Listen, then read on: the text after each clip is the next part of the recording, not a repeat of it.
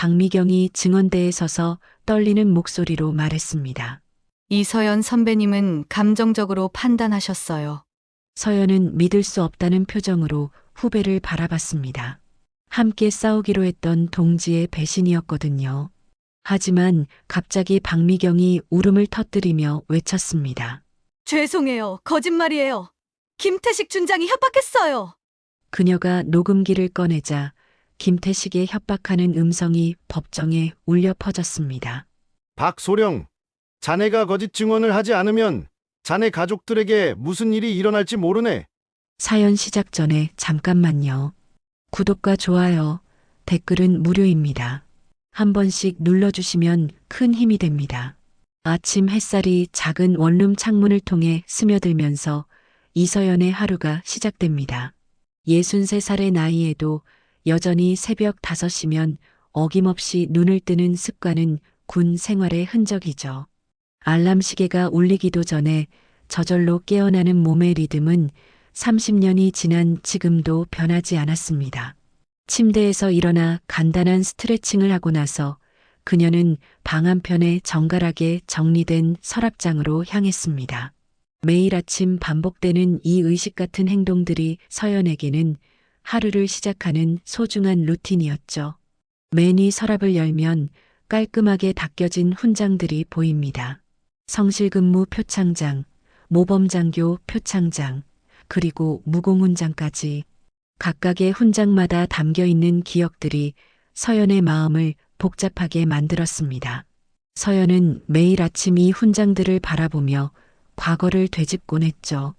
때로는 자랑스러웠고, 때로는 아련했으며, 때로는 무거운 책임감으로 가슴이 먹먹해지기도 했습니다. 작은 금속 조각들이지만 그 안에는 젊은 시절의 땀과 눈물, 그리고 지켜내고자 했던 신념들이 고스란히 담겨 있었거든요. 서랍장 옆에는 낡은 군화 한 켤레가 놓여 있었습니다. 광을 낸 지 오래됐지만 여전히 반듯한 모양을 유지하고 있는 그 군화는 서연에게 특별한 의미가 있었죠. 가죽이 닳아 색이 바래졌지만 형태만큼은 처음 신었던 그날처럼 단정했습니다. 전역하던 날 마지막으로 신었던 그 신발은 이제 그녀 인생의 일부가 되어 있었습니다. 서연은 매일 아침 그 군화를 보며 자신에게 다짐했습니다. 비록 군복을 벗었지만 군인의 정신만은 잃지 말자고, 그리고 한때 품었던 신념과 원칙들을 삶 속에서 계속 실천해 나가자고 말이죠. 부엌으로 이동해 커피를 우리며 서연은 창밖을 내다봤습니다. 조용한 주택가의 평범한 아침 풍경이 펼쳐져 있었죠.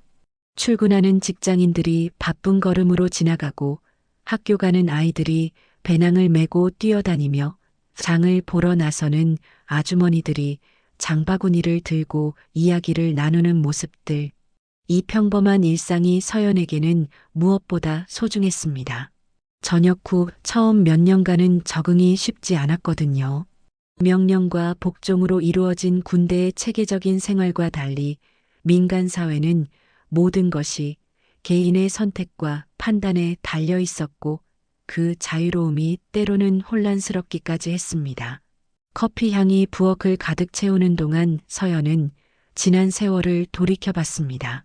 하지만 시간이 흐르면서 서연은 자신만의 리듬을 찾았죠. 규칙적인 생활 패턴, 체계적인 일정 관리, 그리고 무엇보다 원칙을 지키는 살. 이 모든 것들이 군 생활에서 배운 소중한 자산이었습니다. 서연은 가끔 후회했습니다. 조금 더 오래 복무했더라면 어땠을까? 다른 선택을 했다면 인생이 어떻게 달라졌을까 하고 말이죠. 하지만 그런 생각은 금세 떨쳐냈습니다. 자신이 선택한 길이었고 그 선택에는 분명한 이유가 있었으니까요. 후회보다는 현재에 충실하는 것이 더 의미 있다고 생각했습니다. 작은 식탁에 앉아 신문을 펼쳐들고 커피를 마시던 서연의 눈에 군 관련 기사가 들어왔습니다. 요즘 군대도 많이 변했다는 내용이었죠. 여군의 역할이 확대되고 군 내 인권 개선 노력이 계속되고 있으며 성평등을 위한 다양한 정책들이 시행되고 있다는 소식들. 서연은 미소를 지었습니다.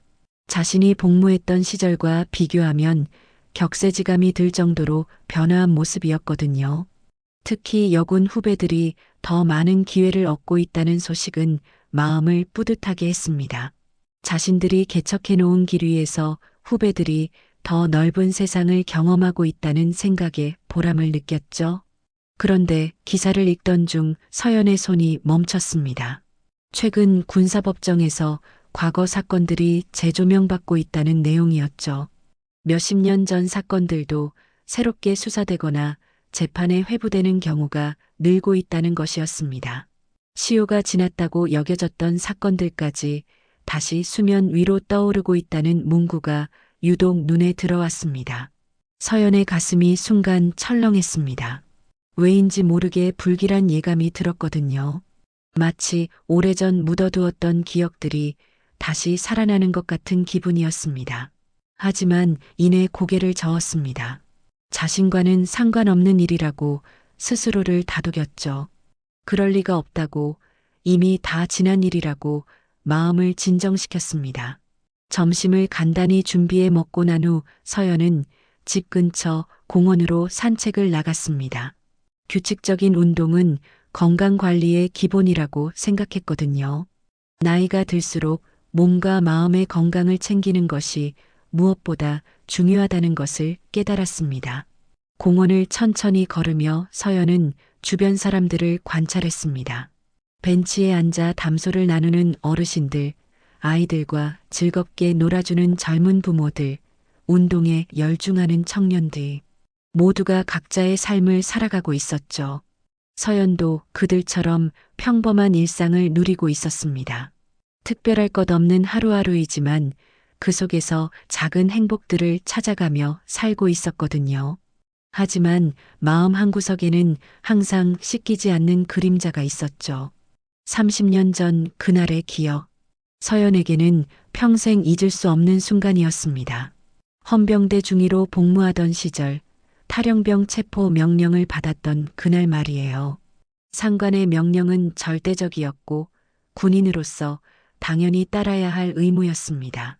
명령 체계를 무시하는 것은 군 조직의 근간을 흔드는 일이었죠. 하지만 그날 서연은 그 명령을 따르지 않았습니다. 군인으로서는 있을 수 없는 선택이었지만 인간으로서는 피할 수 없는 결정이었거든요. 그 이유는 복잡했습니다. 체포 대상이었던 그 사람은 서연의 생명을 구해준 은인이었거든요. 몇 달 전 위험한 상황에서 서연을 구해준 바로 그 사람이었습니다. 적의 기습 공격으로 고립된 상황에서 목숨을 걸고 서연을 구출해준 그 사람이 탈영병이 되었다는 사실을 믿기 어려웠고 설령 사실이라 하더라도 그를 체포하는 것은 양심산 할 수 없는 일이었죠. 은혜를 원수로 갚는 것 같은 기분이었습니다. 서연은 그날 명령을 거부했고 그 결과 큰 문제가 될 뻔했습니다.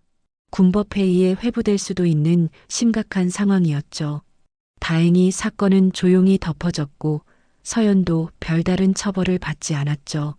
상부에서 어떤 판단이 있었는지는 알 수 없었지만 결과적으로 큰 징계 없이 넘어갔습니다. 하지만 그 일 이후로 서연의 군 생활은 완전히 달라졌습니다. 동료들의 시선이 달라졌고 상관들의 평가도 예전 같지 않았으며 진급에도 미묘한 영향을 미쳤죠. 보이지 않는 벽이 생긴 것 같았습니다. 결국 서연은 예정보다 일찍 전역을 선택했습니다. 그것이 자신을 위해서도 조직을 위해서도 최선의 선택이라고 생각했거든요. 공원 산책을 마치고 집으로 돌아온 서연은 저녁 준비를 시작했습니다. 혼자 사는 생활이지만 식사는 항상 정성스럽게 준비했죠. 균형 잡힌 영양 섭취와 규칙적인 식사는 건강한 노후의 기본이라고 생각했으니까요. 간단하지만 영양가 있는 음식들로 상을 차리며 서연은 오늘 하루를 돌아봤습니다. 평범하고 조용한 하루였지만 나름대로 의미 있는 시간들이었죠. 작은 일상들 하나하나가 모여 자신의 인생을 만들어가고 있다는 생각에 감사한 마음이 들었습니다. 밤이 되어 잠자리에 들기 전 서연은 다시 한번 훈장들을 바라봤습니다. 침실 조명이 금속 표면에 반사되며 은은한 빛을 만들어내고 있었죠. 이 작은 금속 조각들이 자신의 젊은 시절을 대변하고 있었습니다. 힘들었지만 보람 있었던 군 생활, 그리고 그 안에서 배운 값진 교훈들. 서연은 그 시절을 후회하지 않았습니다. 비록 완벽하지 않았지만 자신이 할 수 있는 최선을 다했다고 생각했거든요. 모든 선택에는 대가가 따르고 그 대가를 감수하는 것도 인생의 일부라고 여겼습니다. 하지만 깊은 잠에 빠지기 전 서연의 마음에는 여전히 그날의 기억이 스쳐 지나갔습니다. 명령을 거부했던 그 순간, 은인을 보호하기 위해 내린 결정. 그것이 옳은 선택이었는지는 지금도 확신할 수 없었죠. 군인으로서는 분명히 잘못된 행동이었지만 인간으로서는 피할 수 없는 선택이었습니다. 서연은 그 딜레마를 안고 30년을 살아왔고 앞으로도 그렇게 살아갈 것이었죠. 그것이 자신이 선택한 삶의 무게였고 그 무게를 감당하는 것이 자신의 책임이라고 생각했습니다. 다음 날 아침도 어김없이 새벽 5시에 눈을 뜬 서연은 평소와 같은 하루를 시작할 준비를 했습니다. 하지만 그녀는 아직 몰랐죠. 오늘이 그녀의 평범한 일상이 끝나는 마지막 날이 될 것이라는 것을. 그리고 30년 전 그 사건이 다시 그녀 앞에 나타나 모든 것을 뒤바꿀 것이라는 것을 말입니다. 우체통에서 꺼낸 하얀 봉투를 본 순간 서연의 손이 미세하게 떨렸습니다. 발신인 란에 적힌 군사법원 사무처라는 글자가 마치 시한폭탄처럼 느껴졌거든요. 봉투를 든 채로 한참을 서 있던 서연은 천천히 집 안으로 들어갔습니다. 거실 소파에 앉아 봉투를 뜯는 손길이 조심스러웠죠. 30년 만에 다시 받게 된 공식 문서였으니까요. 소환장이었습니다. 이서연 씨는 아래 사건의 증인으로 출석하시기 바랍니다라는 문구가 눈에 들어왔죠. 사건명을 본 서연은 숨이 막혔습니다. 이민호 상병 탈영 사건 재심 청구건이라고 적혀 있었거든요. 그 이름, 그 계급. 30년 전 기억이 순식간에 되살아났습니다. 서연이 명령을 거부하며 보호하려 했던 바로 그 사람이었죠. 서연은 소환장을 다시 읽어봤습니다. 출석 일자는 보름 후였고 증인 신분으로 출석하라는 내용이었습니다. 하지만 이상했죠. 그 사람은 분명히 죽었다고 들었는데 왜 갑자기 재심이 열리는 건지 이해할 수 없었습니다. 서연의 머릿속이 복잡해졌습니다. 그동안 묻어두었던 기억들이 하나씩 떠오르기 시작했거든요. 그날 밤 서연은 잠을 이룰 수 없었습니다. 침대에 누워 천장을 바라보며 30년 전 그 사건을 되짚어봤죠. 탈영병 체포 명령을 받았던 그날 상관은 단호했습니다. 이중이 놈을 반드시 잡아와야 한다. 군기가 흔들릴 수 없어. 하지만 서연에게 그 사람은 단순한 탈영병이 아니었습니다. 생명의 은인이었거든요. 몇 달 전 일이었죠. 적의 기습 공격으로 고립된 상황에서 그 상병이 위험을 무릅쓰고 서연을 구출해줬습니다.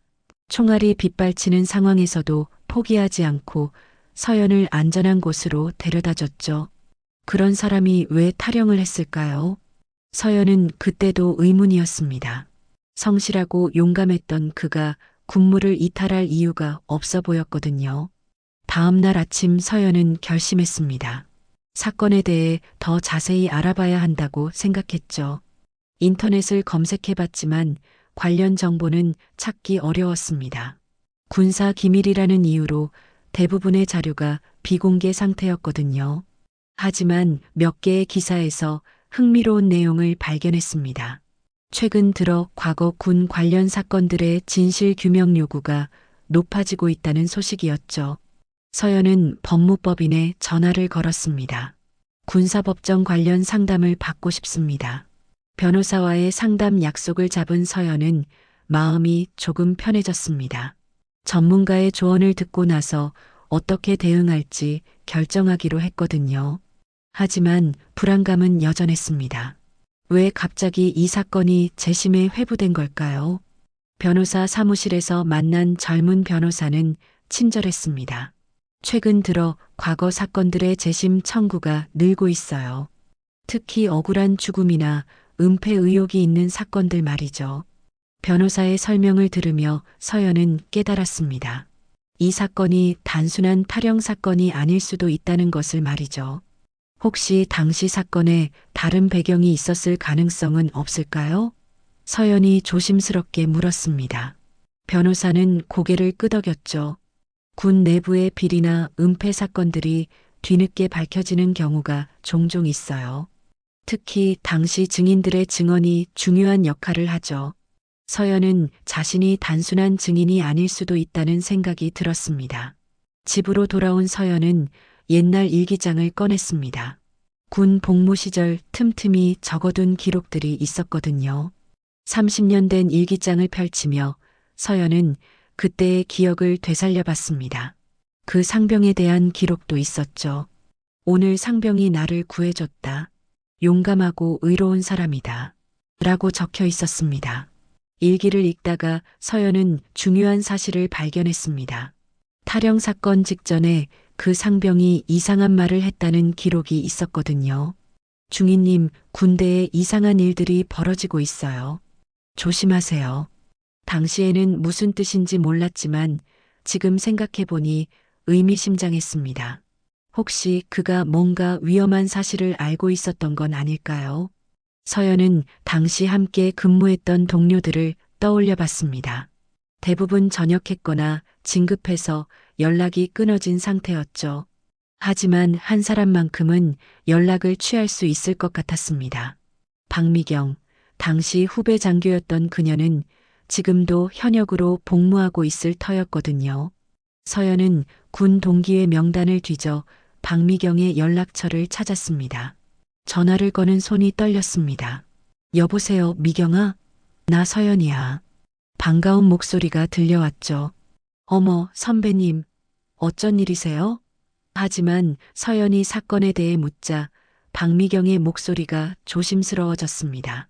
그 일은 잘 기억이 안 나요. 워낙 오래된 일이라서요. 뭔가 숨기는 듯한 느낌이었습니다.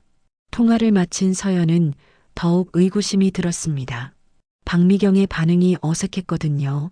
평소 솔직했던 그녀가 이렇게 말을 아끼는 게 이상했습니다. 분명히 뭔가 감추고 있는 게 있을 것이었죠. 서연은 이 사건이 생각보다 복잡할 수도 있다는 생각이 들기 시작했습니다. 그날 저녁 뉴스에서 충격적인 소식을 접했습니다. 과거 군 비리 사건 재수사 착수, 은폐 의혹 제기라는 제목의 보도였죠. 리포터는 몇십 년 전 군 간부들의 비리 사건이 조직적으로 은폐되었을 가능성이 높다고 전했습니다. 서연의 가슴이 두근거렸습니다. 혹시 자신이 관련된 사건도 그런 배경이 있는 건 아닐까요? 밤늦게까지 서연은 잠들지 못했습니다. 머릿속에서 퍼즐 조각들이 맞춰지기 시작했거든요. 그 상병의 갑작스러운 탈영, 상부의 은폐 시도, 그리고 지금의 재심, 모든 것이 연결되어 있는 것 같았습니다. 서연은 깨달았습니다. 자신이 단순한 증인이 아니라 이 사건의 핵심 인물일 수도 있다는 것을 말이죠. 소환장을 다시 펼쳐본 서연은 한 가지 이상한 점을 발견했습니다. 검찰 측 증인 명단에 낯익은 이름이 있었거든요. 김태식? 당시 상관이었던 그 사람이 지금은 준장이 되어 있었습니다. 서연의 등골이 서늘해졌습니다. 30년이 지난 지금 왜 그가 이 사건에 다시 나타난 걸까요? 서연은 직감했습니다. 이번 재판이 진실 규명이 아닐 수도 있다는 것을 말이죠. 군사법정 건물 앞에 선 서연의 마음은 복잡했습니다. 30년 만에 다시 밟는 이곳의 공기는 여전히 무겁고 엄숙했죠. 정문을 지나며 서연은 과거와 현재가 교차하는 기묘한 감정을 느꼈습니다. 젊은 시절 이곳에서 맹세했던 군인 정신과 지금 마주해야 할 진실 사이에서 마음이 흔들렸거든요. 법정 복도를 걸으며 서연은 자신도 모르게 군인 시절의 걸음걸이로 돌아가고 있었습니다. 대기실에서 기다리는 동안 서연은 다른 증인들을 살펴봤습니다. 대부분 낯선 얼굴들이었지만 한 사람만큼은 예외였죠. 김태식 준장이 들어오는 순간 서연의 시선이 그에게 고정되었습니다. 30년의 세월이 흘렀지만 그의 날카로운 눈빛은 여전했거든요. 김태식이 서연을 발견하고 짧게 고개를 끄덕였습니다. 하지만 그 인사 속에는 경고의 메시지가 담겨 있는 것 같았죠. 법정이 열리기 전 서연은 화장실에서 우연히 김태식과 마주쳤습니다. 이중이, 아니, 이제는 민간인이지. 그의 목소리에는 미묘한 압박감이 섞여 있었습니다. 옛날 일을 너무 자세히 기억할 필요는 없어. 시간이 많이 흘렀잖아. 서연은 그의 말 속에 숨겨진 의도를 직감했습니다. 뭔가를 숨기려 한다는 것을 말이죠. 준장님, 진실을 말하는 것이 증인의 의무 아닙니까? 서연의 대답에 김태식의 표정이 굳어졌습니다. 진실이라. 그때는 혼란스러운 시기였어. 많은 것들이 불분명했지. 그는 잠시 멈췄다가 덧붙였습니다. 자네도 은퇴 후 편안한 생활을 원하겠지. 불필요한 파장은 누구에게도 도움이 안 돼. 협박인지 충고인지 모를 그의 말에 서연은 오히려 더 의심스러워졌습니다. 법정에 입장한 서연은 방청석을 둘러봤습니다. 그런데 놀라운 광경이 펼쳐졌죠. 방청석 한편에 앉은 중년 남성이 서연을 바라보고 있었습니다. 그의 눈빛에는 간절함과 고마움이 동시에 담겨 있었거든요. 서연은 순간 숨이 멎는 듯 했습니다. 분명히 죽었다고 들었던 이민호 상병과 너무나 닮은 모습이었거든요. 재판장이 들어오며 법정이 숙연해졌습니다. 이민호 상병 탈영 사건 재심을 시작합니다. 판사의 선언과 함께 서연의 가슴이 빠르게 뛰기 시작했죠. 검찰관이 일어나 사건 개요를 설명했습니다. 피고인 이민호 상병은 1994년 3월 군무이탈죄로 수배되었으나 현재까지 미검거 상태입니다. 이번 재심을 통해 당시 상황을 명확히 하고자 합니다. 첫 번째 증인으로 김태식이 증언대에 섰습니다. 당시 해당 상병은 부대 내에서 문제를 일으키던 인물이었습니다. 그의 증언은 일관되고 확신에 찼죠. 군기문란 행위를 일삼았고 상관에 대한 불만을 공공연히 표출했습니다. 탈영은 예견된 일이었어요. 하지만 서연이 기억하는 이민호의 모습과는 전혀 달랐습니다. 김태식의 증언이 계속되었습니다. 특히 이서연 중위에게 개인적인 감정을 품고 있었던 것 같습니다. 그녀를 이용해 자신의 잘못을 무마하려 했죠. 서연은 충격을 받았습니다. 자신을 구해준 은인을 그런 식으로 매도하다니 믿을 수 없었거든요. 김태식이 증언석을 내려오며 서연과 눈이 마주쳤습니다. 그의 눈빛에는 이해했겠지라는 메시지가 담겨 있었죠. 드디어 서연이 증언대에 섰습니다. 선서를 마친 서연에게 검찰관이 질문했습니다. 당시 이민호 상병 체포 명령을 받았을 때 어떤 행동을 취하셨습니까? 서연은 잠시 망설였습니다. 김태식의 경고가 머릿속을 스쳤거든요. 하지만 이내 마음을 굳혔습니다. 명령을 수행하지 않았습니다. 법정이 술렁였습니다. 명령 불복종 이유가 무엇입니까? 검찰관의 추궁에 서연은 차분하게 대답했습니다. 이민호 상병은 제 생명의 은인이었습니다. 몇 달 전 적의 기습 공격에서 저를 구해준 용감한 군인이었죠. 서연의 증언에 방청석이 웅성거렸습니다. 김태식의 얼굴에는 당황한 기색이 역력했거든요. 그는 성실하고 의로운 사람이었습니다. 서연의 목소리에 확신이 실렸습니다. 왜 갑자기 탈영을 했는지 이해할 수 없었어요. 분명히 다른 이유가 있을 것이라고 생각했습니다. 검찰관이 당황하며 질문을 바꿨습니다. 하지만 군인으로서 명령은 절대적이지 않습니까? 서연은 고개를 끄덕였죠. 맞습니다. 하지만 그때 저는 인간으로서 양심을 택했습니다. 변호인이 일어났습니다. 증인께서는 당시 이민호 상병이 무엇을 두려워했는지 들은 적이 있습니까? 서연은 기억을 더듬었습니다. 그가 마지막으로 한 말이 있습니다. 중인님, 군대에 이상한 일들이 벌어지고 있어요. 조심하세요라고 했어요. 이 증언에 김태식의 얼굴이 파랗게 변했습니다. 구체적으로 어떤 이상한 일들을 언급했습니까? 변호인의 질문에 서연은 당시를 생생하게 떠올렸습니다. 정확한 내용은 말하지 않았어요. 하지만 무언가 위험한 일에 연루되어 있다는 느낌이었습니다. 법정의 분위기가 긴장으로 가득 찼죠. 단순한 탈영 사건이 아닐 수도 있다는 분위기가 감돌았거든요. 그때 방청석에서 일어난 중년 남성이 있었습니다. 바로 서연이 눈여겨봤던 그 사람이었죠. 재판장님, 발언 기회를 주십시오. 판사가 허락하자 그는 천천히 앞으로 나왔습니다. 저는 이민호입니다. 여러분이 찾고 있던 바로 그 사람이에요. 법정이 순식간에 아수라장이 되었습니다. 이민호의 등장에 모든 사람들이 충격에 빠졌습니다. 김태식은 믿을 수 없다는 표정으로 그를 바라봤죠. 불가능해. 자네는 분명히. 그의 말이 끝나기 전에 이민호가 말했습니다. 죽었다고 생각하셨죠? 하지만 저는 살아있습니다. 그리고 진실을 말하기 위해 왔어요. 이민호는 서연을 바라보며 깊이 고개를 숙였습니다. 이서연 중위님, 30년 전 저를 지켜주셔서 감사합니다. 덕분에 오늘 이 자리에 설 수 있었어요. 서연의 눈에서 눈물이 흘러내렸습니다. 그동안 자신의 선택이 옳았다는 확신을 얻는 순간이었거든요. 재판장이 정숙을 요구했습니다. 이민호 씨, 당신이 왜 탈영을 했는지 설명해 주시기 바랍니다. 이민호는 김태식을 똑바로 바라보며 입을 열었습니다. 저는 탈영한 것이 아닙니다.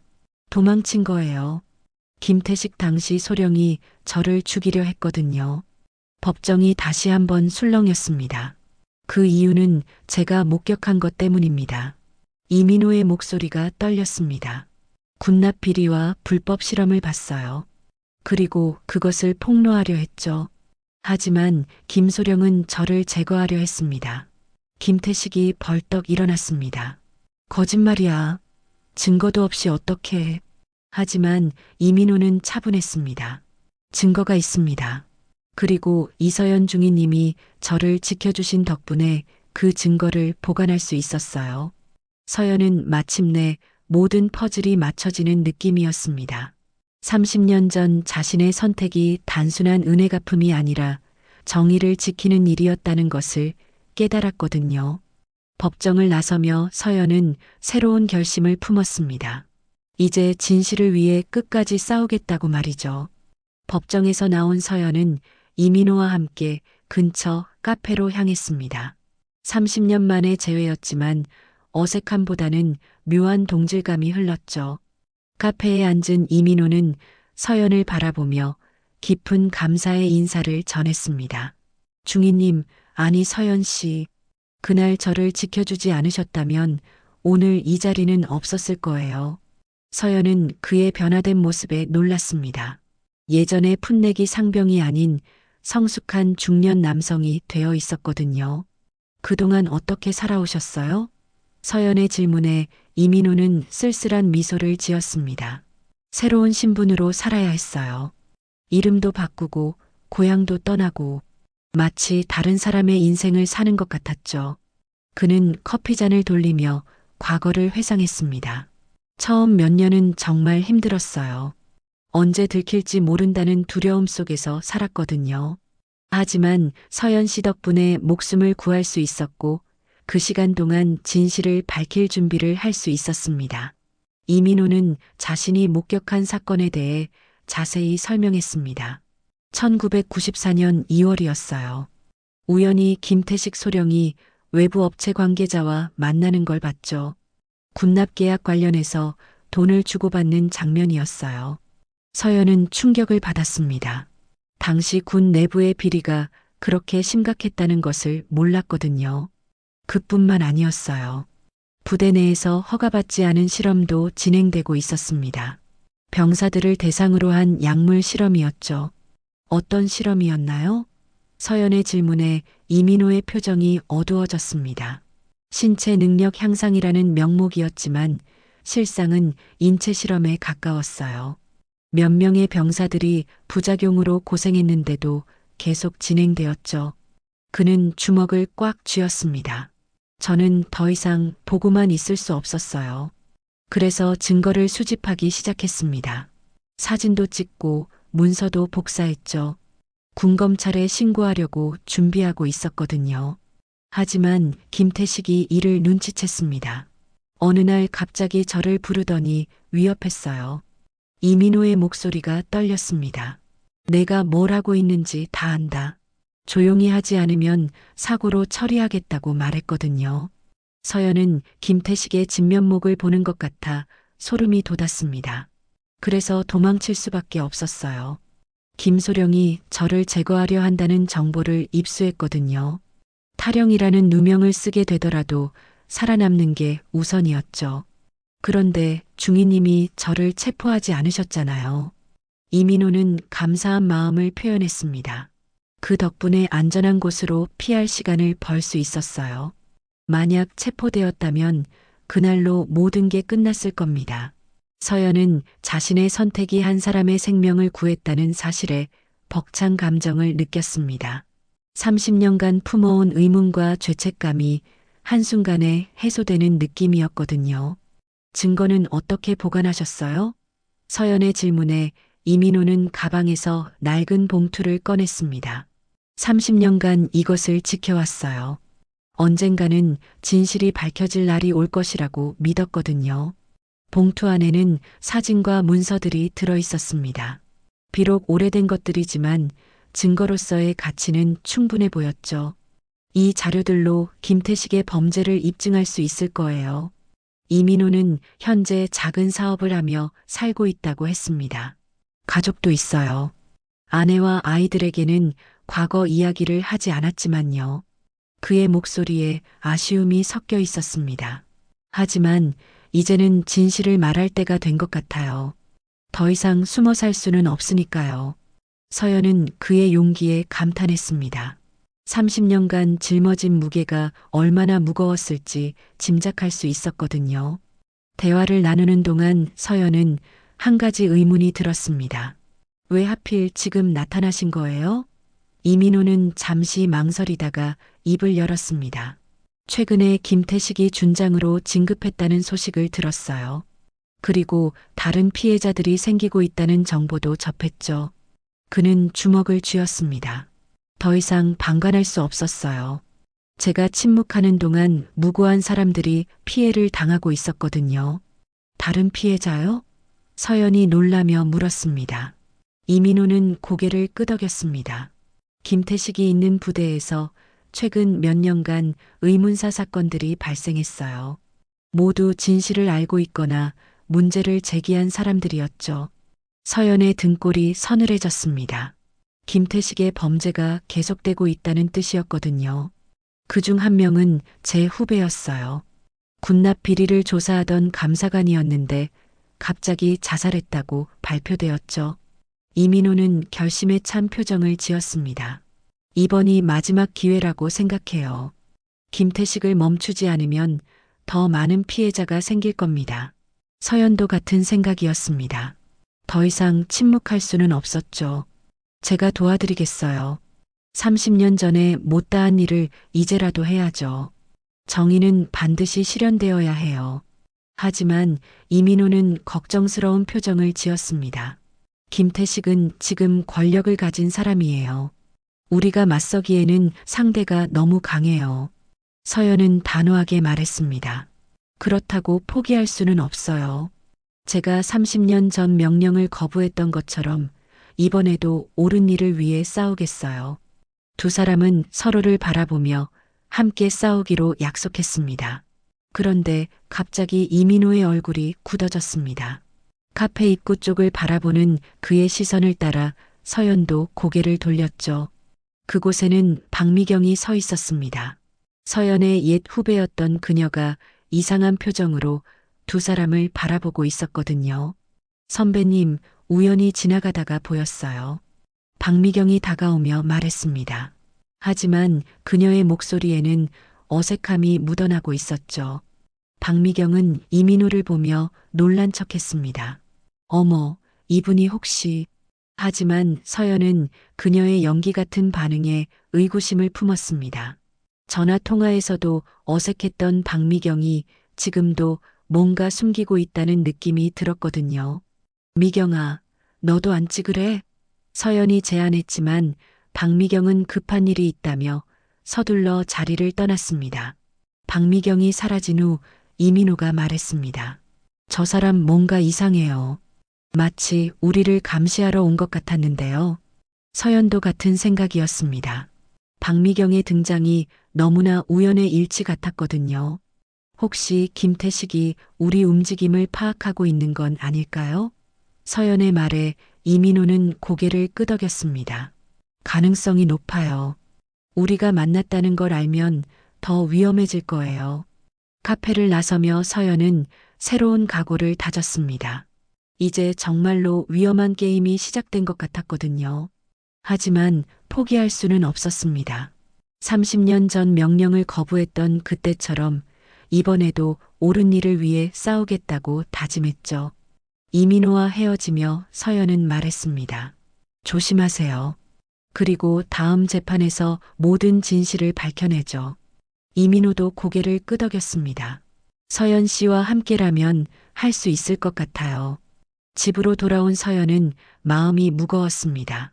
박미경의 배신 가능성과 김태식의 권력 앞에서 자신들이 얼마나 무력한지 깨달았거든요. 하지만 동시에 강한 의지도 불타올랐습니다. 이번에는 절대 물러서지 않겠다고 다짐하며 서연은 긴 밤을 보냈습니다. 이틀 후 서연에게 뜻밖의 전화가 걸려왔습니다. 박미경이었죠. 선배님, 혹시 시간 되시면 만날 수 있을까요? 중요한 이야기가 있어요. 목소리에는 평소와 다른 절박함이 섞여 있었습니다. 서연은 잠시 망설였지만 만나기로 했습니다. 카페에서의 어색한 만남이 계속 신경 쓰였거든요. 혹시 박미경이 뭔가 중요한 정보를 가지고 있을지도 모른다는 생각이 들었습니다. 약속 장소는 조용한 공원이었습니다. 벤치에 앉은 박미경은 평소와 달리 초조해 보였죠. 선배님, 죄송해요. 그날 카페에서 이상하게 행동한 것. 그녀는 고개를 숙였습니다. 사실 김태식 준장님께서 선배님과 이민호 씨의 만남을 감시하라고 지시하셨어요. 서연은 예상했던 일이었지만 직접 듣고 나니 충격이었습니다. 후배가 자신을 감시하고 있었다는 사실이 마음을 아프게 했거든요. 왜 그런 지시를 따르셨어요? 서연의 질문에 박미경은 눈물을 글썽였습니다. 선배님, 제게는 선택의 여지가 없었어요. 그녀의 목소리가 떨렸습니다. 김 준장님과 저는 개인적인 관계가 있어요. 그 관계 때문에 거부할 수 없었습니다. 서연은 순간 모든 것이 이해되었습니다. 박미경이 왜 그렇게 어색하게 행동했는지, 왜 김태식의 편을 들었는지 말이죠. 박미경은 자신과 김태식의 관계에 대해 털어놓기 시작했습니다. 몇 년 전부터 시작된 일이에요. 처음에는 단순한 만남이었는데 점점 복잡해졌죠. 그녀는 고개를 저었습니다. 김 준장님은 제 약점을 쥐고 계세요. 거부하면 재군 생활이 끝날 수도 있어요. 서연은 후배의 고충을 이해할 수 있었습니다. 군대라는 폐쇄적 조직에서 상급자의 권력은 절대적이었거든요. 하지만 이제는 더 이상 견딜 수 없어요. 박미경의 결심이 느껴졌습니다. 선배님이 법정에서 용기 있게 증언하는 모습을 보고 깨달았어요. 제가 얼마나 비겁했는지 말이죠. 그녀는 서연을 똑바로 바라봤습니다. 선배님처럼 용기를 내고 싶어요. 진실을 위해 싸우고 싶습니다. 서연은 후배의 변화에 감동받았습니다. 비록 늦었지만 올바른 선택을 하려는 박미경의 모습이 고마웠거든요. 박미경은 중요한 정보를 전해주었습니다. 김 준장님이 최근 급하게 무언가를 처리하고 있어요. 옛날 문서들을 폐기하라는 지시를 내렸거든요. 서연의 가슴이 뛰기 시작했습니다. 혹시 이민호 씨가 말한 증거와 관련된 건 아닐까요? 박미경은 고개를 끄덕였습니다. 아마도 그럴 거예요. 김 준장님이 그렇게 서두르는 걸 처음 봤어요. 그리고 또 다른 문제가 있어요. 박미경의 표정이 더욱 심각해졌습니다. 김 준장님이 이민호 씨를 제거하려는 계획을 세우고 있어요. 서연은 충격을 받았습니다. 제거라니 설마. 박미경이 고개를 끄덕였습니다. 사고로 위장할 계획인 것 같아요. 이미 실행팀도 꾸려놓은 상태입니다. 서연은 즉시 이민호에게 경고해야 한다고 생각했습니다. 박미경은 더 놀라운 사실을 털어놓았습니다. 사실 선배님도 위험해요. 김 준장님이 선배님을 매우 경계하고 있거든요. 서연은 예상했던 일이었지만 직접 듣고 나니 소름이 돋았습니다. 선배님이 진실을 밝히려 한다는 걸 알고 있어요. 그래서 선배님도 조심해야 해요. 박미경의 경고에 서연은 각오를 새롭게 다졌습니다. 위험하더라도 포기할 수는 없었거든요. 미경아, 내가 도와줄 수 있는 일이 있을까? 서연의 질문에 박미경은 잠시 생각했습니다. 김 준장님의 사무실에 중요한 문서들이 있어요. 만약 그걸 확보할 수 있다면. 서연은 위험한 제안이라는 걸 알았지만 필요한 일이었습니다. 너무 위험하지 않을까? 박미경은 각오에 찬 표정을 지었습니다. 위험하더라도 해야 할 일이에요. 더 이상 김 준장님의 비리를 방조할 수는 없어요. 두 사람은 구체적인 계획을 세우기 시작했습니다. 박미경이 김태식의 일정을 파악하고 적절한 시기에 사무실에 들어가 문서를 확보하는 것이었죠. 하지만 들키면 큰일 나요. 서연이 걱정하자 박미경은 미소를 지었습니다. 선배님이 30년 전 보여주신 용기를 이제 제가 보여드릴 차례예요. 서연은 후배의 변화에 감동받았습니다. 그날 밤 서연은 이민호에게 긴급히 연락했습니다. 지금 당장 안전한 곳으로 피하세요. 김태식이 당신을 노리고 있어요. 이민호는 침착하게 대답했습니다. 예상했던 일이에요. 이미 준비해 두었습니다. 서연은 안도의 한숨을 쉬었습니다. 박미경이 우리를 도와주기로 했어요. 중요한 증거를 확보할 수 있을 것 같아요. 며칠 후 박미경으로부터 연락이 왔습니다.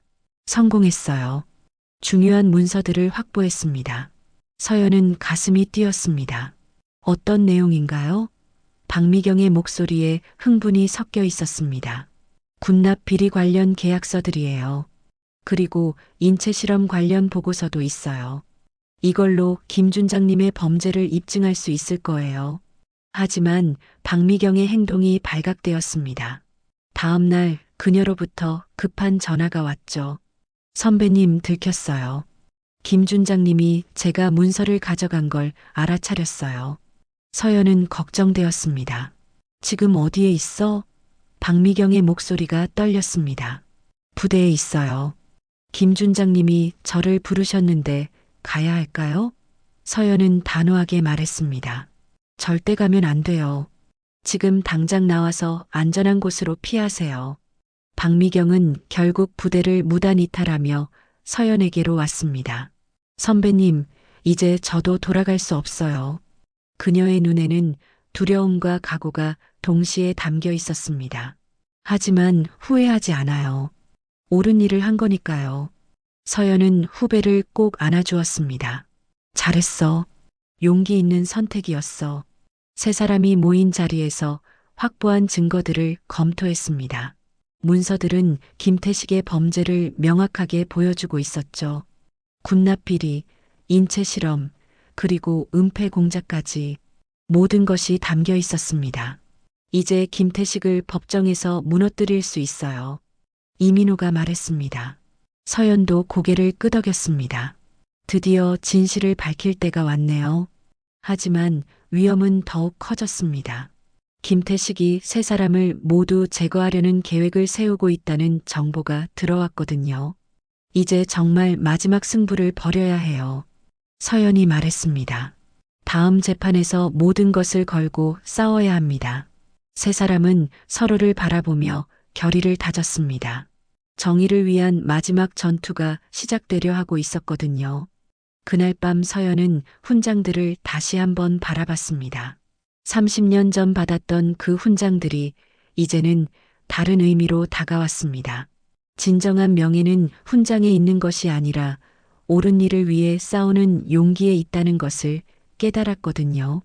내일부터 시작될 마지막 싸움을 위해 서연은 마음의 준비를 했습니다. 재판 당일 아침 서연은 평소보다 일찍 일어났습니다. 오늘이 진실을 밝힐 마지막 기회라는 생각에 잠을 설쳤거든요. 거울 앞에 선 서연은 자신의 모습을 바라봤습니다. 63세의 나이에도 눈빛만큼은 30년 전 젊은 중이 시절처럼 날카롭고 의지가 넘쳤죠.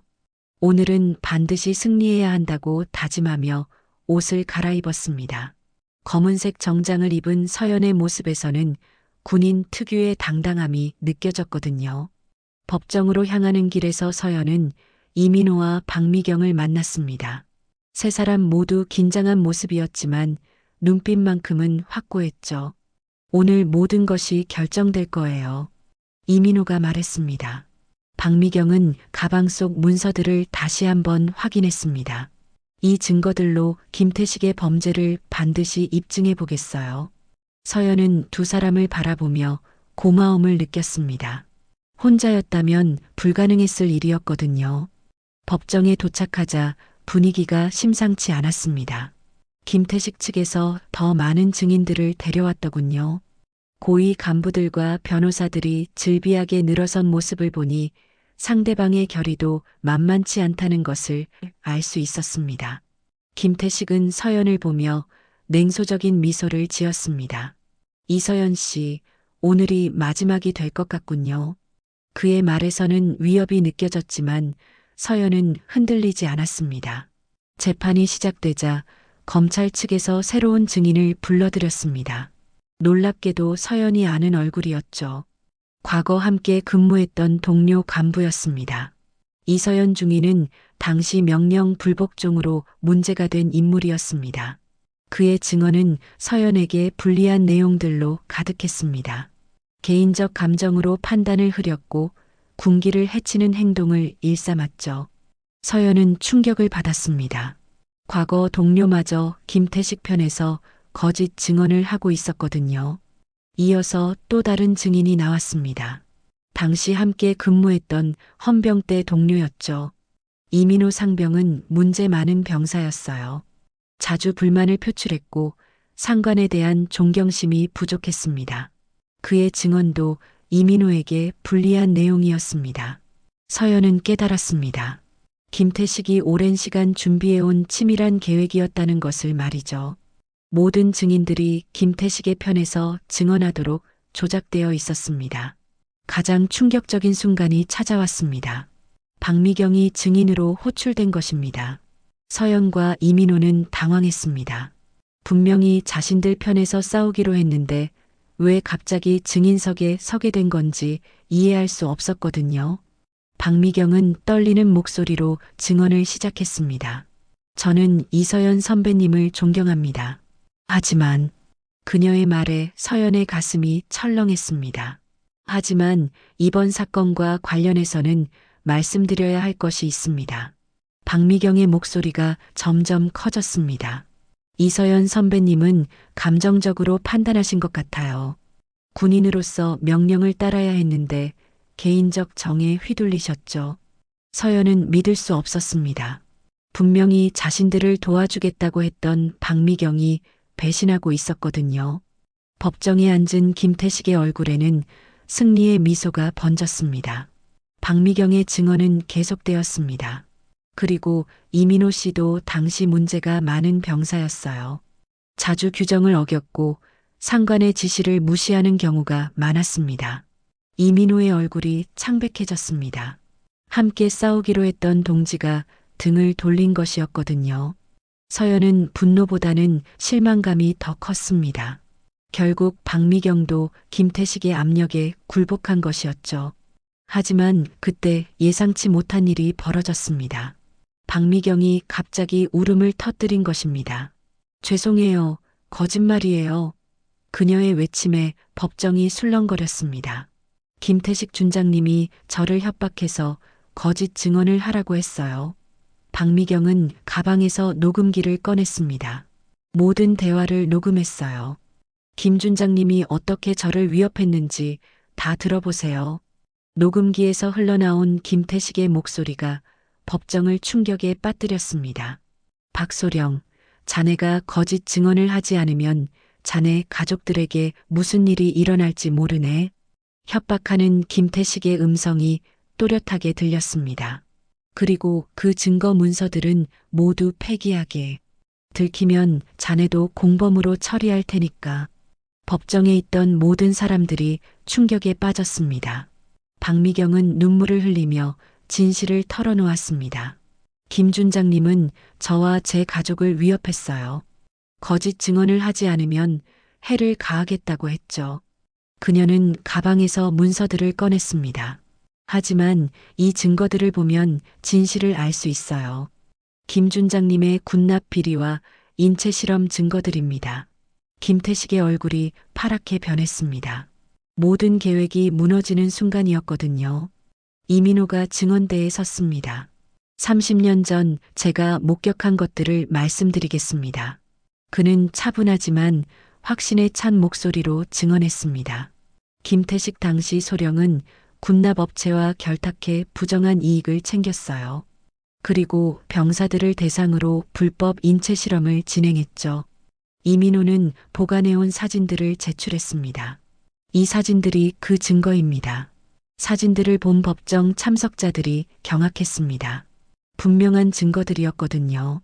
김태식이 돈을 주고받는 장면, 불법 실험이 진행되는 모습들이 생생하게 담겨 있었습니다.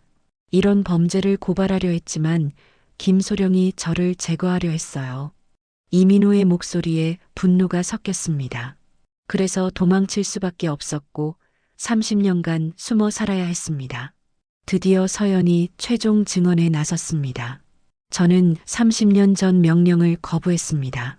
서연의 목소리가 법정에 울려 퍼졌습니다. 하지만 그것은 잘못된 명령이었어요. 무고한 사람을 체포하라는 부당한 지시였죠. 서연은 김태식을 똑바로 바라봤습니다.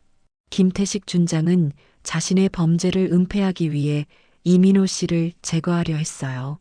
그리고 그 명령을 저에게 내린 것입니다. 서연의 증언은 계속되었습니다. 군인의 의무는 맹목적인 복종이 아닙니다. 정의와 양심에 따라 행동하는 것이야말로 진정한 군인 정신이에요. 그녀의 말에 법정이 숙연해졌습니다. 30년 전 제가 명령을 거부한 것은 한 사람의 생명을 구하기 위함이었어요. 그리고 오늘 이 자리에서 그 선택이 옳았음이 증명되었습니다.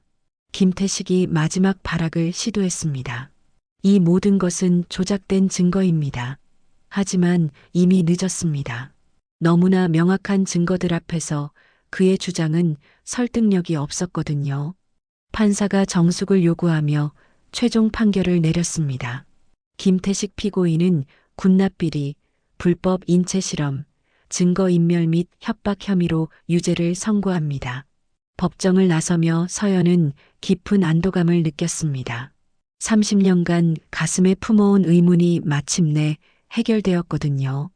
이민호와 박미경이 서연에게 다가왔습니다. 서연 씨 덕분이에요. 이민호가 말했습니다. 박미경도 눈물을 흘리며 감사 인사를 전했습니다. 선배님이 보여주신 용기가 저를 변화시켰어요. 세 사람은 서로를 바라보며 뿌듯한 미소를 지었습니다. 판결이 내려진 후에도 진짜 싸움은 이제 시작이었습니다. 김태식이 유죄 판결을 받았지만 그의 권력과 인맥은 여전히 강력했거든요. 법정을 나서는 순간부터 서연과 동료들은 보이지 않는 압력을 느끼기 시작했습니다. 언론에서는 사건을 축소 보도하려 했고 군 당국에서도 조용히 처리하려는 움직임이 보였죠. 하지만 서연은 포기할 생각이 없었습니다. 진정한 정의는 법정 판결로 끝나는 것이 아니라 사회 전체가 진실을 인정할 때 완성된다고 믿었거든요. 며칠 후 서연에게 예상치 못한 연락이 왔습니다. 한 기자가 인터뷰를 요청한 것이었죠. 이서연 씨의 이야기를 더 많은 사람들에게 알리고 싶습니다. 젊은 여기자의 목소리에는 진정성이 느껴졌습니다. 단순히 군 비리 사건이 아니라 한 여성의 용기 있는 선택에 대한 이야기로 다루고 싶어요. 서연은 잠시 망설였지만 인터뷰에 응하기로 했습니다. 자신의 이야기가 다른 이들에게 용기를 줄 수 있다면 의미 있는 일이라고 생각했거든요. 인터뷰가 방송된 후 반응은 폭발적이었습니다. 시청자들로부터 수많은 응원 메시지가 쏟아졌죠. 특히 여군들과 젊은 여성들의 반응이 뜨거웠습니다. 서연님처럼 용기 있는 여성이 되고 싶어요. 조직에서 부당한 일을 당했을 때 어떻게 해야 할지 알 것 같아요. 이런 메시지들을 받으며 서연은 자신의 선택이 헛되지 않았다는 것을 느꼈습니다. 30년 전의 고통스러운 결정이 이제는 많은 사람들에게 희망을 주는 이야기가 되었거든요. 하지만 좋은 반응만 있는 것은 아니었습니다. 일부에서는 서연을 비판하는 목소리도 나왔죠.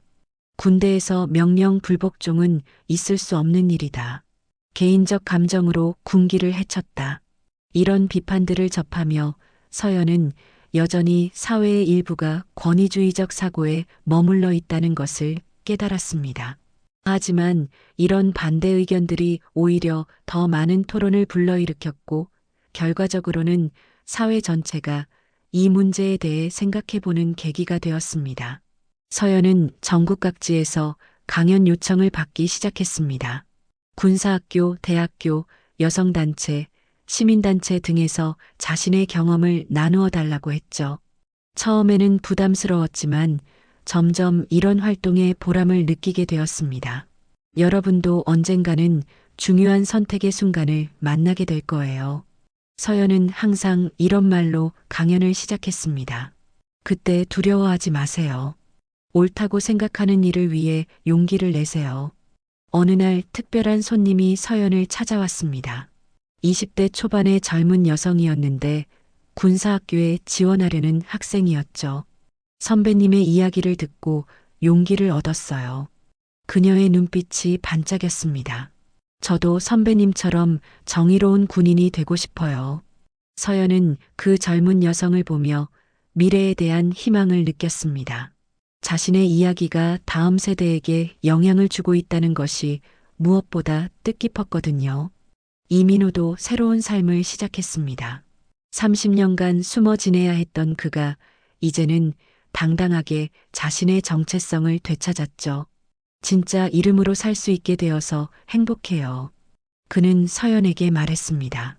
가족들에게도 진실을 털어놓을 수 있었어요. 처음에는 놀랐지만 이해해 주더라고요. 이민호는 자신의 경험을 바탕으로 군 인권 문제에 관심을 갖게 되었고 관련 단체에서 활동을 시작했습니다. 박미경은 군에서 전역했지만 후회하지 않았습니다. 비록 군 생활은 끝났지만 진정한 자유를 얻었어요. 그녀는 법무법인에 취직해서 군 관련 사건들을 전담하게 되었습니다. 제 경험을 살려서 비슷한 피해자들을 도와주고 싶어요. 박미경의 변화된 모습을 보며 서연은 사람은 언제든 변할 수 있다는 것을 새삼 깨달았습니다. 용기를 내는 것이 얼마나 어려운 일인지, 그리고 그 용기가 얼마나 소중한지를 말이죠. 김태식은 1심에서 실형을 선고받았지만 항소했습니다. 여전히 자신의 무죄를 주장하며 버티고 있었죠. 하지만 이미 사회적으로는 그의 범죄가 널리 알려진 상태였습니다. 군에서도 그와 연관된 다른 비리 사건들이 줄줄이 드러나기 시작했어요. 서연의 용기 있는 고발이 도미노 효과를 일으킨 것이었습니다. 하나의 작은 용기가 이렇게 큰 변화를 만들어내는군요. 서연은 이런 변화들을 지켜보며 감회가 새로웠습니다. 어느 겨울날 서연은 옛 부대를 방문했습니다. 30년 만에 다시 찾은 그곳은 많이 변해 있었죠. 새로운 건물들이 들어서 있었고 젊은 장병들의 표정도 예전과 달랐습니다. 부대장이 서연을 반갑게 맞아주었어요. 서연 선배님 덕분에 우리 군이 많이 변하고 있어요. 그는 부대 내 인권 교육 프로그램에 대해 설명했습니다. 이제는 부당한 명령에 대해 이의를 제기할 수 있는 시스템이 마련되어 있어요. 부대를 둘러보며 서연은 젊은 여군 장교를 만났습니다. 선배님, 저희들의 롤모델이세요. 그녀가 말했습니다. 선배님처럼 용기 있는 군인이 되고 싶어요. 서연은 그 젊은 장교에게 조언했습니다. 항상 양심에 따라 행동하세요. 계급장보다 중요한 것은 사람의 마음이에요. 그 말을 들은 젊은 장교의 눈빛이 더욱 빛났습니다. 저녁에 집으로 돌아온 서연은 오랜만에 일기를 펼쳤습니다. 오늘 부대를 다녀왔다. 많이 변했다. 젊은 후배들이 희망적이다. 그녀는 천천히 글을 써내려갔습니다. 30년 전 내가 내린 선택이 옳았다는 것을 오늘 다시 한번 확신했다. 비록 혼자였지만 용기를 냈고 그 용기가 지금 많은 사람들에게 희망을 주고 있다. 밤늦게 서연은 창밖을 바라봤습니다. 도시의 불빛들이 반짝이고 있었죠. 저 불빛들 아래에서 수많은 사람들이 각자의 삶을 살아가고 있을 것이었습니다. 그들 중에는 지금 이 순간에도 어려운 선택 앞에서 고민하는 사람들이 있을 것이고 용기를 내지 못해 괴로워하는 사람들도 있을 것이었죠. 서연은 그들에게 말하고 싶었습니다. 두려워하지 말라고, 옳다고 생각하는 일을 위해 용기를 내라고 말이에요. 서연의 이야기는 이제 단순한 개인의 경험을 넘어서 사회 전체의 변화를 이끄는 상징이 되었습니다. 그녀가 30년 전 보여준 용기가 이제는 많은 사람들에게 영감을 주는 이야기가 된 것이었죠. 하지만 서연에게 가장 소중한 것은 여전히 그때의 마음이었습니다.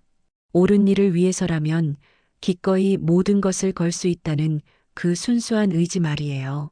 1년 후 서연은 국방대학교 강당에 서 있었습니다. 수백 명의 예비 장교들이 그녀를 바라보고 있었죠. 오늘은 특별한 날이었습니다. 군 인권 개선을 위한 특별 강연회였거든요. 강단에 선 서연의 모습은 여전히 당당했습니다. 64세가 된 지금도 그녀의 눈빛에는 30년 전 그 의지가 그대로 살아있었죠. 여러분에게 묻고 싶습니다. 군인의 진정한 의무가 무엇이라고 생각하십니까? 강당이 조용해졌습니다. 서연은 천천히 말을 이어갔습니다. 명령에 복종하는 것일까요? 아니면 정의를 실현하는 것일까요? 그녀는 청중들의 눈을 하나하나 바라봤습니다. 저는 30년 전 명령을 거부했습니다. 그 순간 저는 군인이기 이전의 인간이었습니다. 서연의 목소리가 강당에 울려 퍼졌습니다. 여러분도 언젠가는 그런 선택의 순간을 만나게 될 것입니다. 그때 기억하세요. 진정한 용기는 두려움이 없는 것이 아니라 두려움을 이겨내는 것입니다. 강연이 끝난 후 한 여생도가 다가왔습니다. 선배님, 저도 헌병 장교가 되고 싶어요. 그녀의 눈빛이 반짝였습니다. 선배님처럼 정의를 지키는 군인이 되고 싶습니다. 서연은 그 젊은 얼굴을 바라보며 미소를 지었습니다. 그럼 기억하세요. 계급장은 권력이 아니라 책임입니다. 그 책임을 다할 때 진정한 리더가 될 수 있어요. 여생도는 고개를 끄덕이며 깊이 인사했습니다. 강연장을 나서며 서연은 이민호와 박미경을 만났습니다. 이제는 든든한 동지가 된 세 사람이었죠. 서연 씨의 강연은 언제 들어도 감동적이에요. 이민호가 말했습니다. 그는 이제 군 인권센터에서 상담사로 일하고 있었습니다. 비슷한 경험을 한 분들이 많이 찾아와요. 서연 씨 이야기를 들려주면 용기를 얻더라고요. 박미경도 변호사로서 활발한 활동을 하고 있었습니다. 요즘 군 관련 사건들이 많이 접수되고 있어요. 사회가 달라지고 있다는 증거죠. 세 사람은 함께 차를 마시며 근황을 나눴습니다. 김태식은 어떻게 되었나요? 서연이 물었습니다. 박미경이 대답했습니다. 2심에서도 유죄가 확정되었어요. 이제 대법원만 남았는데 뒤집힐 가능성은 거의 없어요. 이민호가 덧붙였습니다. 더 중요한 건 그와 연루된 다른 사건들도 수사가 진행되고 있어요. 우리가 시작한 일이 계속 확산되고 있습니다. 서연은 최근 받은 편지들을 꺼냈습니다. 요즘 이런 편지들을 많이 받아요. 그 중 하나를 읽어보았습니다. 서연님 덕분에 용기를 얻었습니다.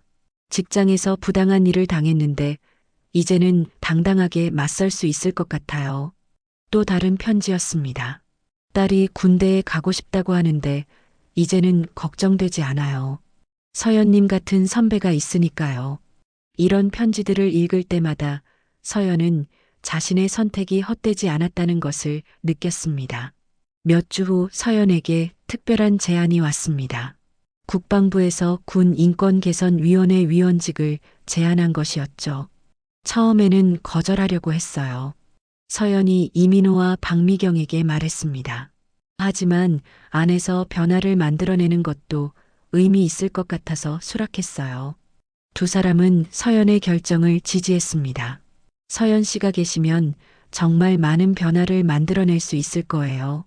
위원회 첫 회의에서 서연은 놀라운 변화를 목격했습니다. 예전 같으면 상상도 할 수 없었던 개방적인 토론이 이루어지고 있었거든요. 젊은 장교들이 자유롭게 의견을 개진하고 여군들의 목소리도 존중받고 있었습니다. 30년 전과는 완전히 다른 모습이네요. 서연은 혼자 중얼거렸습니다. 변화는 서서히 일어나고 있었지만 분명히 진행되고 있었습니다. 어느 날 서연은 김태식과 마주칠 기회가 있었습니다. 법원에서 우연히 만난 것이었죠. 최종 판결을 기다리는 김태식의 모습은 초라했습니다. 이서연. 그가 서연을 불렀습니다. 자네 때문에 내 인생이 망가졌어. 하지만 서연은 차분했습니다. 준장님이 선택한 길의 결과예요. 잘못을 남에게 돌리지 마세요. 김태식은 더 이상 말하지 못했습니다. 서연의 당당한 모습 앞에서 그는 작아 보였거든요. 그해 겨울 서연에게 뜻깊은 소식이 전해졌습니다. 국가인권위원회에서 인권상 수상자로 선정된 것이었습니다. 개인의 용기로 사회 변화를 이끌어낸 공로라는 수상 이유였죠. 시상식 날 서연은 단상에 올라 소감을 밝혔습니다. 이 상은 저 혼자 받는 것이 아닙니다. 정의를 위해 함께 싸워준 이민호 씨, 박미경 씨, 그리고 저를 지지해준 모든 분들과 함께 받는 것입니다. 수상 소감을 마친 서연은 관객석의 이민호와 박미경을 바라봤습니다. 두 사람의 눈에서 눈물이 흐르고 있었죠. 그들도 일어나 박수를 보냈습니다. 관객석의 모든 사람들이 기립박수를 보내는 가운데 서연은 깊은 감동을 느꼈습니다. 30년 전 혼자였던 그 순간이 이제는 많은 사람들과 함께하는 순간이 되었거든요. 시상식이 끝난 후 서연은 집으로 돌아왔습니다. 거실에 놓인 인권상 트로피 옆에는 여전히 낡은 군화가 자리하고 있었죠. 서연은 그 군화를 바라보며 생각했습니다. 그때 내가 내린 선택이 옳았구나. 30년간 품어온 의문이 완전히 해소되는 순간이었습니다. 더 이상 후회도 의심도 없었습니다. 오직 자부심만이 남아있을 뿐이었죠. 마지막으로 서연은 일기장을 펼쳤습니다. 오늘로써 나의 이야기는 끝이 아니라 새로운 시작이다. 그녀는 또박또박 글을 써내려갔습니다. 30년 전 명령을 거부했던 그 중위는 오늘 인권상을 받는 시민이 되었다. 하지만 변하지 않은 것이 있다. 정의를 향한 마음, 약자를 보호하려는 의지, 그리고 옳은 일을 위해서라면 기꺼이 모든 것을 걸 수 있는 용기다. 서연은 창밖을 바라봤습니다. 밤하늘에 별들이 반짝이고 있었죠. 저 별들처럼 자신의 이야기도 누군가에게는 길잡이가 될 것이라는 생각이 들었습니다. 명령을 어긴 날 나는 진짜 군인이 되었다. 서연은 마지막으로 이 문장을 적었습니다. 그리고 일기장을 덮으며 조용히 미소를 지었습니다. 30년간의 긴 여행이 드디어 끝났지만 진짜 인생은 지금부터 시작이라는 생각이 들었거든요. 다음 날 아침 서연은 어김없이 새벽 5시에 일어났습니다. 하지만 이제는 과거에 얽매이지 않았습니다. 미래를 향해 당당히 걸어갈 준비가 되어 있었거든요. 정의를 위한 그녀의 여정은 계속될 것이었습니다. 여기까지 들어주셔서 정말 감사합니다. 다음엔 더 따뜻한 이야기로 다시 찾아뵙겠습니다.